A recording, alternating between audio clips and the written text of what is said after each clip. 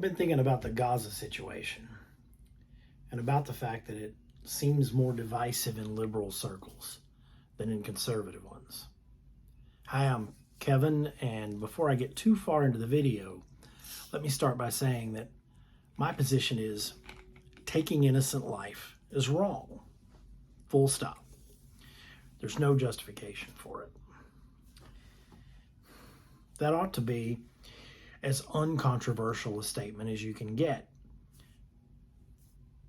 But people who are pleading for caution in the Israeli response are being met with a retort, well, did Hamas show any concern for innocent civilians when they attacked? No, they didn't. Shockingly, terrorists don't seem to have much regard for human life. And that's really all I have to say about the current conflict, except that I hope it's resolved quickly and with minimal loss of life. Because I'm not qualified not to pass judgment on that situation. I'm not Jewish, I'm not Palestinian, I don't live there. And I'm far too aware that every source of information about the battle is presenting the narrative in the most one-sided way possible. Everyone's reporting is warped by an agenda. And we're all getting only the most carefully curated bits of information, chosen more for their power to persuade than their ability to inform. Look, I know the Sykes-Picot Treaty, the Holocaust, the Six-Day War, the Yom Kippur War, the Egypt-Israeli peace accords. I have a passing familiarity with the history. But even before Hamas decided to attack a music festival, really? Even before they became the de facto government in Gaza, it was a hard situation for an outsider to untangle. Does Israel have the right to exist? That's the question they'll ask, which is, of course, meaningless. A country is just some land and the people who live on it. Israel is just a name. Right or wrong doesn't enter into it. What they're really asking is, does a Jewish state have a right to exist? And that's a much more complicated question. I mean, I'm an American, and to the extent that the words still have any meaning, a leftist with liberal tendencies. I believe a secular republic is the single best form of government we've managed to come up with so far. So in principle, I'm opposed to a state that exists solely for the preservation and the flourishing of a single ethnic group or a single religious identity. That kind of singularity of focus will always create tensions between the members of the dominant group and anyone else in the country who doesn't share their identity.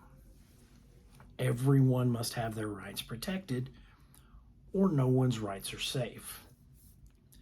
Because in times of trouble, the privileged group will always close ranks, and lots of innocent people will suffer. So I reject the validity of any theocracy or ethno-state.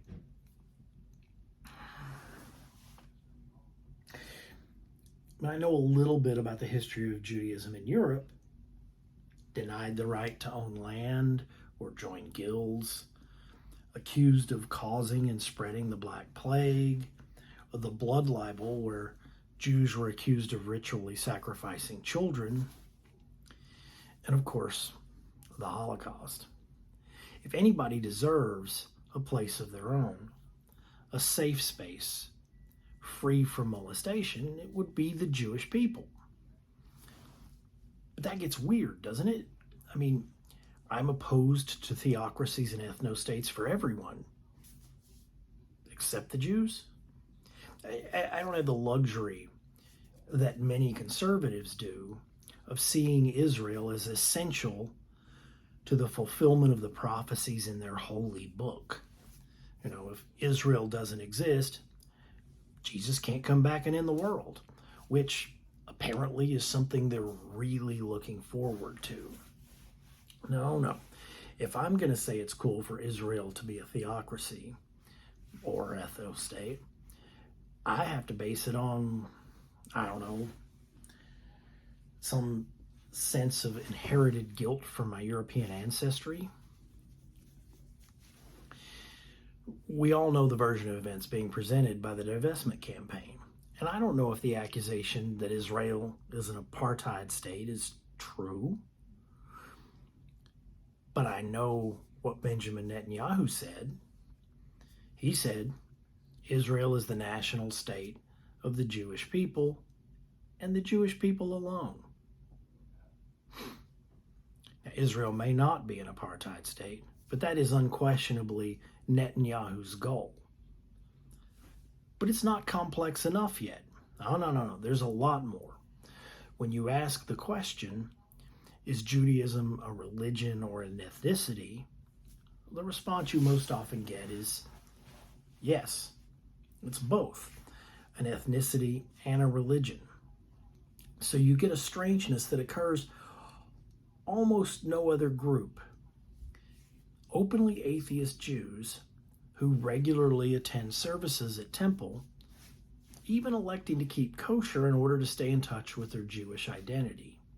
Though, why anyone would elect to give up bacon for any reason other than God's potential wrath is beyond me. But if you take that reality and you add it to the fact that the various pro-Israeli lobbies in this country have literally spent decades working to equate anti-Zionism with anti-Semitism, you end up with the absurd position we find ourselves in today. A position where I, as a non-believer, can argue the incoherence of the Torah on very friendly terms with a rabbi, reform obviously, and depart as friends, even planning to maybe meet up and do it again. But if I criticize Israel's statements or policies, not argue that Israel shouldn't exist, just, say, maybe you shouldn't have said that, it's enough to get me labeled as an anti-Semite. And that's me, a person reticent to pass judgment on a situation I have no expertise or firsthand knowledge of. You take the average liberal, someone willing to chant Free Palestine or jump to the defense of Palestinian civilians without acknowledging that Israelis surely have a right of self-defense. Well, they've walked face first into a conservative minefield. Not because they agree with Hamas, but because yesterday Israel was the villain in their defense of the Palestinian people. I understand if you opposed West Bank settlements or were a champion of divestment on October 6th, then condemning the attacks by Hamas on October 7th is liable to give you whiplash. But lest you think that's impossible, remember the pro-Palestinian protests on October 18th, where they occupied the rotunda of the Cannon House office building? Well, those were led by two Jewish groups, If Not Now and the Jewish Voice for Peace. So the people that the Republicans, including my own congressman, Tim Burchett, were accusing of being pro-Hamas were, in fact, Jewish. So I seriously doubt if any of them were chanting death to Israel. That would mean that the fractures between liberals and the American Jewish communities being so widely reported by conservative news outlets are really fractures within the Jewish community itself. Fractures between liberal and conservative ideologies. Fractures that already existed. And maybe it means I'm wrong. Maybe the distinction between Palestine and Hamas is clear to anyone not callously trying to get political mileage out of a crisis. Maybe the distinction between Israel and the policies of Netanyahu and his Likudniks is equally plain to those not using the issue to bash their political opponents. As for me, Can I be pro-Jewish while caring nothing for their holy book or their God? Can I be pro-Israel while still thinking Likud talks and acts like an apartheid state or an apartheid party? Excuse me. Can I care about the welfare of Palestinians in Gaza while still thinking Hamas is a terrorist organization? Is nuance possible? Probably not. I hate to sound defeatist, but my fear is that in their hunger to root out and destroy Hamas, the Israelis are unwittingly recruiting the next generation of terrorists, an army of Palestinian orphans who won't blame the deaths of their families on Hamas, but on Israel. What's the line from Shakespeare? How can they charitably dispose of anything when blood is their argument? And for Americans, this will just be another wedge to drive a divided country even further apart. All I can think to do is hope the violence ends without more loss of life. I'd pray, but I'm pretty sure religion is what got us into this mess. I'm Kevin, and these are my sinister thoughts.